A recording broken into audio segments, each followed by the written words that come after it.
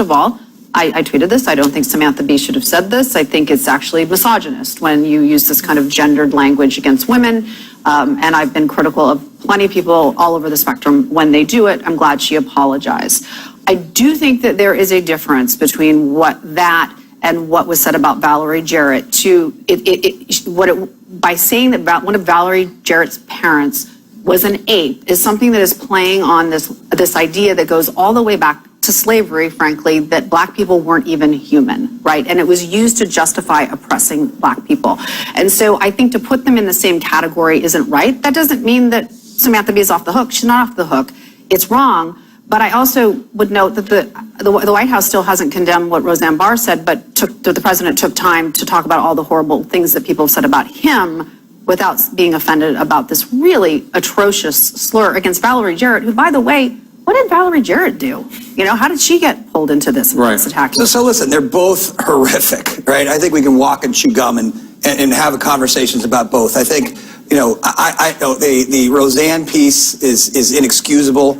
Is noted by many people. She's been offending people for a long time, and so it's inexcusable.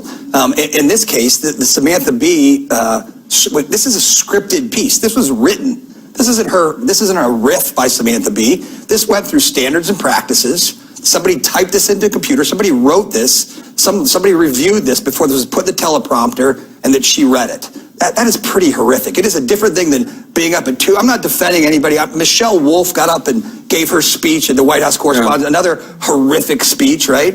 And what Samantha Bee did was horrific. And I just wonder, I saw the network approve, but did the president of TBS call Ivanka? Bob Iger called.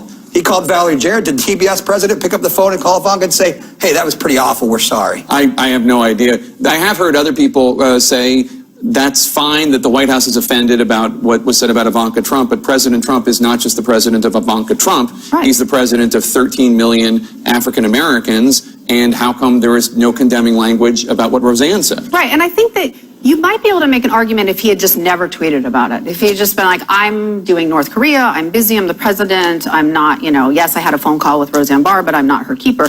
But he did tweet about it. So to take the time to tweet about it, turn himself into the victim, and because Bob Iger never apologized to him. And to never actually condemn it, I think is very problematic. Yeah, Juan. But I don't think we expected to hear him condemn it, right? I think we can say pretty factually that this is a president who multiple times has not come out and condemned racist statements of people around him. This is a president, if we recall, he came to prominence by talking about whether or not Barack Obama was born in the United States. He came 3 years ago when he launched his presidential campaign. He came down that escalator and he called Mexicans racist. This is a pattern. Rapists. I'm sorry, rapist. We have not seen him come out and condemn racism. This isn't something that this president talks about. So I don't think it didn't surprise me to not hear him come out and forcefully talk about this. Listen, I just like to say again, I said this to Van yesterday, the president didn't tweet in defense or to take on, you know, the folks